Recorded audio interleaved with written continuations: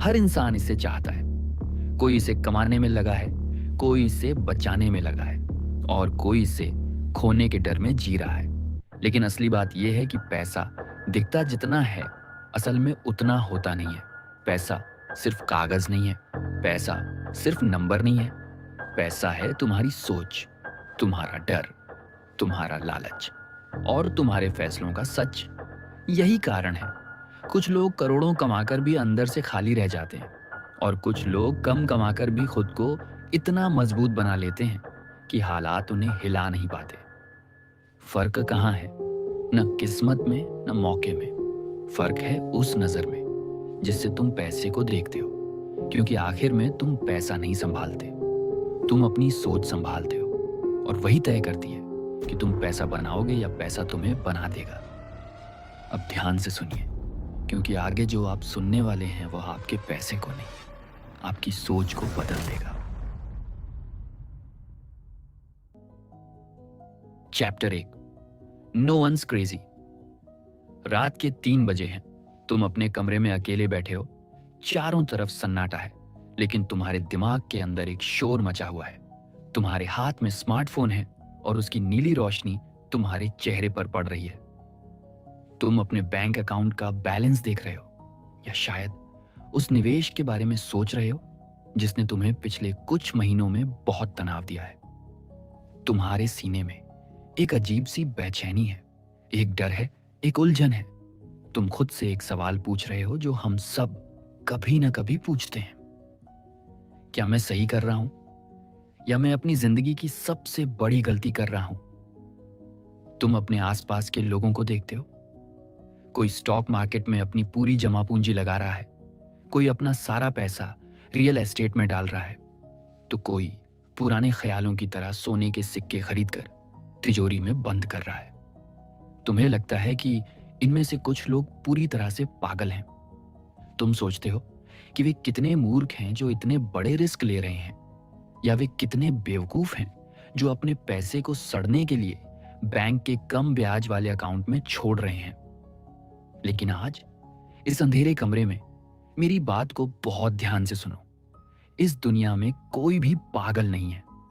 जिसे तुम पागलपन कहते हो वह किसी और के लिए खुद को सुरक्षित रखने का एकमात्र तरीका है। जिसे तुम बेवकूफी समझते हो वह किसी दूसरे इंसान के लिए जिंदगी का सबसे बड़ा सच है। हम सब पैसे को लेकर जो भी फैसले लेते हैं वे फैसले उस वक्त हमारे दिमाग में चल रहे सच के हिसाब से बिल्कुल सही होते हैं। यह सुनकर शायद तुम्हें अजीब लगे, लेकिन पैसा गणित नहीं है। पैसा मनोविज्ञान है। यह भावनाओं का खेल है। चलो इतिहास की एक ठंडी और डरावनी गली में चलते हैं। साल 1930 का अमेरिका, द ग्रेट डिप्रेशन। यह वह दौर था जब दुनिया की अर्थव्यवस्था पूरी तरह से ढह गई थी। सड़कों पर सन्नाटा था, बड़ी बड़ी फैक्ट्रियां बंद हो चुकी थीं। लोग दाने दाने के लिए तरस रहे थे। एक छोटा लड़का जिसकी उम्र सिर्फ 10 साल है अपने पिता को रोते हुए देखता है, क्योंकि उनका बैंक डूब चुका है और उनकी जिंदगी भर की कमाई एक झटके में गायब हो गई है। वह लड़का भूख और बेबसी को अपने अंदर महसूस करता है। वह देखता है कि कैसे एक रात में लोग रईस से फकीर बन गए। अब वक्त को थोड़ा आगे बढ़ाते हैं। साल 1950 का दशक। वही लड़का अब 30 साल का एक जवान आदमी बन चुका है। अमेरिका की अर्थव्यवस्था अब आसमान छू रही है। स्टॉक मार्केट हर दिन नए रिकॉर्ड बना रहा है। लोग चिल्ला चिल्ला कर कह रहे हैं कि शेयर्स में पैसा लगाओ, अमीर बन जाओ। लेकिन वह आदमी, वह स्टॉक मार्केट की तरफ देखता भी नहीं है। वह अपने पैसे को जमीन के नीचे गाड़ कर रखना पसंद करता है या बहुत ही सुरक्षित सरकारी स्कीमों में डालता है। वह हर उस इंसान को बेवकूफ समझता है जो शेयर बाजार में एक भी रुपया लगाता है। अब तुम बताओ, क्या वह आदमी पागल है? क्या वह अनपढ़ है? बिल्कुल नहीं। उसने अपनी जिंदगी के सबसे नाजुक सालों में गरीबी का वह खौफनाक चेहरा देखा है जिसे आज की पीढ़ी कभी समझ ही नहीं सकती। उसके लिए रिस्क का मतलब सिर्फ एक नंबर या प्रतिशत नहीं है। उसके लिए रिस्क का मतलब है वह काली रात जब उसके घर में खाने के लिए कुछ नहीं था। उसके अनुभव ने उसके दिमाग में एक ऐसी दीवार खड़ी कर दी है जिसे कोई भी फाइनेंशियल एडवाइजर नहीं तोड़ सकता। दूसरी तरफ एक ऐसा लड़का है जिसका जन्म 1970 में हुआ था। जब वह जवान हुआ तो उसने सिर्फ आर्थिक तरक्की देखी। उसने देखा कि स्टॉक मार्केट में पैसा लगाने वाले लोग रातों रात अमीर बन रहे हैं। उसके लिए शेयर बाजार एक वरदान है।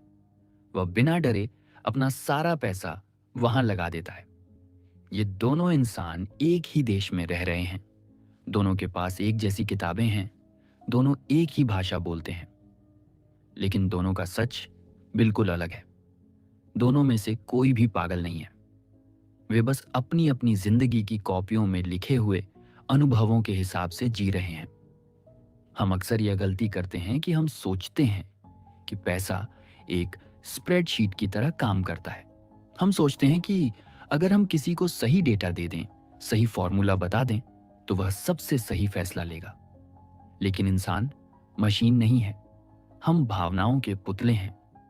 हमारे फैसले हमारी रातों की नींद, हमारे बचपन के डर और हमारे माता पिता की बातों से तय होते हैं। तुमने किताबों में क्या पढ़ा है उससे कोई फर्क नहीं पड़ता। फर्क इससे पड़ता है कि तुमने अपनी जिंदगी में क्या महसूस किया है। अगर तुमने अपनी जवानी में महंगाई को आसमान छूते देखा है तो तुम पूरी जिंदगी महंगाई से डरते रहोगे। अगर तुमने अपनी आंखों के सामने किसी को कर्ज के नीचे दबकर मरते देखा है तो तुम कभी कर्ज नहीं लोगे, चाहे वह बिजनेस बढ़ाने का कितना भी बड़ा मौका क्यों ना हो।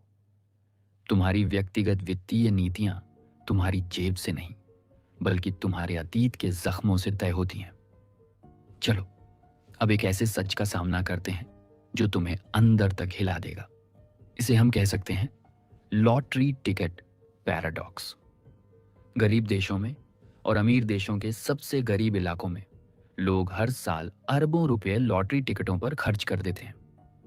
अगर तुम गणित के हिसाब से देखोगे तो यह दुनिया का सबसे बकवास फैसला है। एक लॉटरी जीतने की संभावना करोड़ों में एक होती है। वह पैसा जो वे लॉटरी टिकट पर खर्च कर रहे हैं, अगर वे उसे बचाकर किसी छोटी सी जगह पर निवेश करें तो वे अपने बच्चों के लिए एक बेहतर भविष्य बना सकते हैं। बाहर से देखने वाले लोग, जैसे कि बड़े बड़े अमीर लोग या फाइनेंशियल एक्सपर्ट्स, उन्हें देखकर हंसते हैं। वे कहते हैं, देखो, इसीलिए ये लोग हमेशा गरीब रहते हैं। ये अपने पैसे को फालतू चीजों में उड़ा देते हैं। वे उन्हें पागल कहते हैं। लेकिन क्या तुमने कभी उस गरीब इंसान के दिमाग के अंदर झांक कर देखा है? चलो आज उसके चश्मे से दुनिया को देखते हैं। वह इंसान सुबह से रात तक ऐसी नौकरी करता है जिसे वह नफरत करता है। वह एक ऐसे घर में रहता है जहां की छत टपकती है। उसे पता है कि वह चाहे जितनी मेहनत कर ले, उसे कभी भी वह प्रमोशन नहीं मिलेगा जिससे उसकी जिंदगी बदल सके। उसे पता है कि वह कभी भी एक बड़ा घर नहीं खरीद पाएगा, कभी अपने बच्चों को सबसे बड़े स्कूल में नहीं भेज पाएगा, कभी बिना चिंता किए छुट्टियां मनाने नहीं जा सकेगा। उसके लिए वह बड़ी जिंदगी, वह लग्जरी, वह आजादी सिर्फ एक सपना है जो कभी सच नहीं हो सकता। लेकिन जब वह इंसान $4 का वह लॉटरी टिकट खरीदता है तो वह सिर्फ एक कागज का टुकड़ा नहीं खरीद रहा होता। वह उन $4 से एक सपना खरीद रहा होता है। वह उस पल को खरीद रहा होता है जब वह अपनी आंखें बंद करके सोच सकता है कि काश अगर यह टिकट निकल गया तो मेरी जिंदगी की सारी तकलीफें खत्म हो जाएंगी। वह उस उम्मीद को खरीद रहा होता है जो अमीर लोगों के पास पहले से ही है, लेकिन उसके पास नहीं। वह लॉटरी टिकट उसका एक जरिया है उस बड़ी जिंदगी को छूने का जिसे वह कभी नहीं छू सकता। क्या यह फैसला गणित के हिसाब से सही है? बिल्कुल नहीं। लेकिन क्या यह फैसला उसके मानसिक सुकून के लिए, उसकी जिंदगी की बेबसी को सहने के लिए सही है? हाँ, उसके नजरिए से वह पागल नहीं है। वह बस अपनी बेबसी का एक छोटा सा समाधान ढूंढ रहा है। हम सब अपनी जिंदगी की एक ऐसी लड़ाई लड़ रहे हैं जिसके नियम हम खुद नहीं बनाते।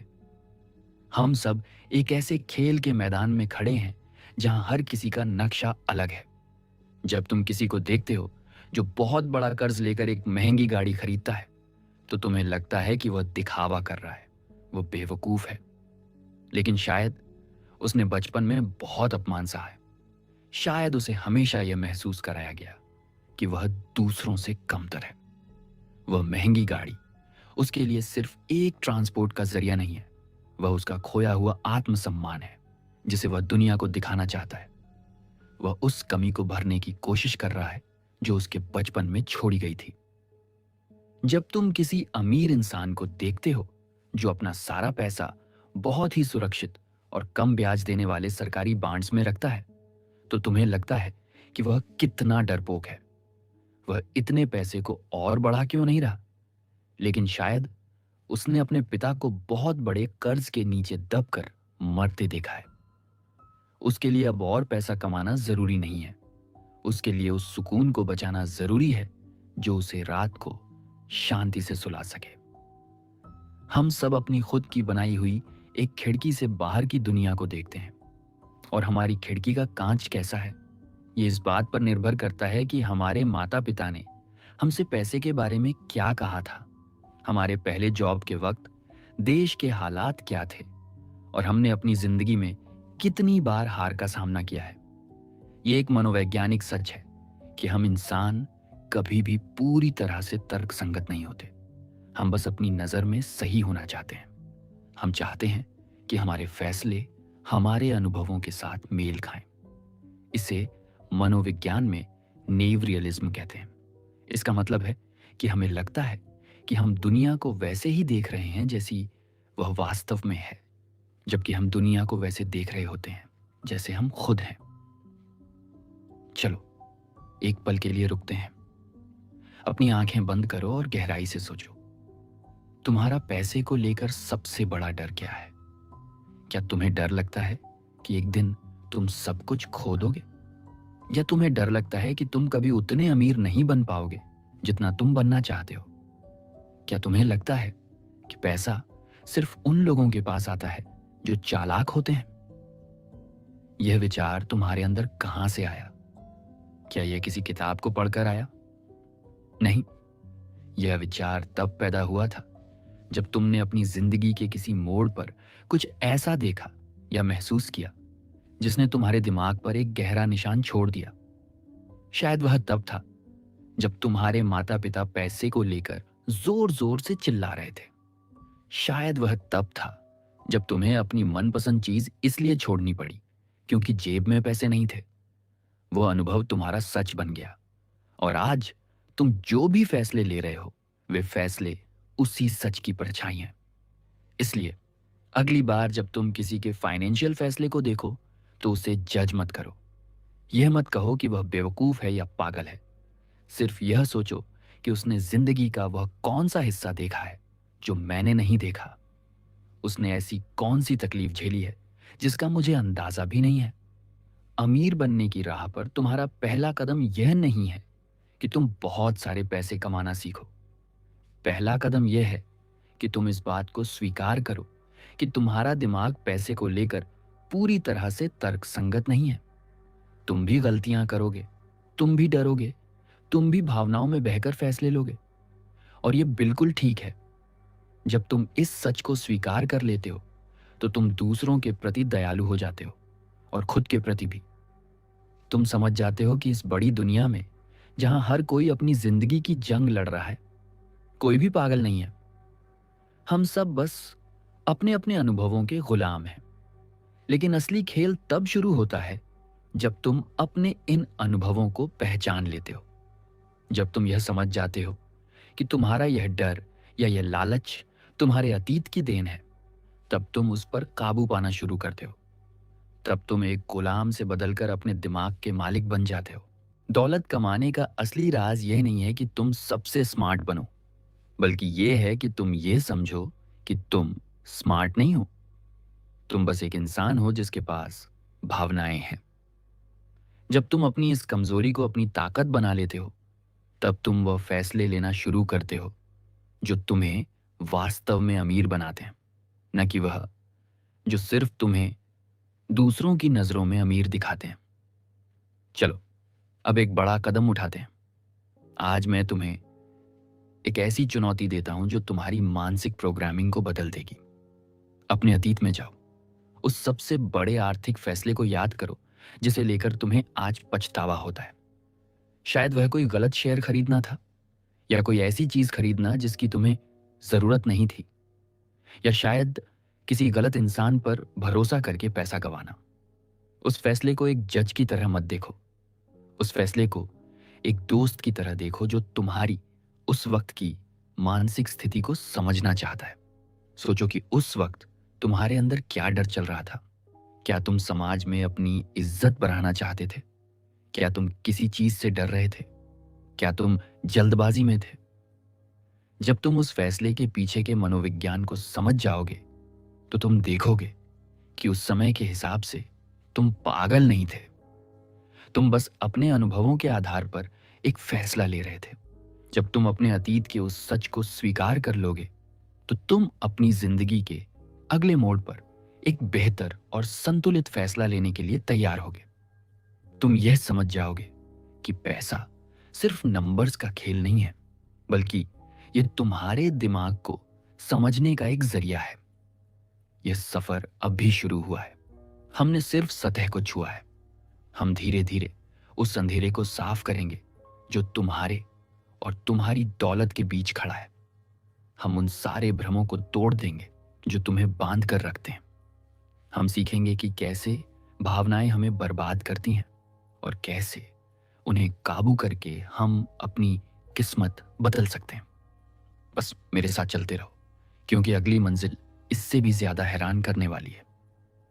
अगले अध्याय में हम उस अदृश्य ताकत के बारे में बात करेंगे जो रातों रात किसी को राजा बना देती है और किसी को भिखारी।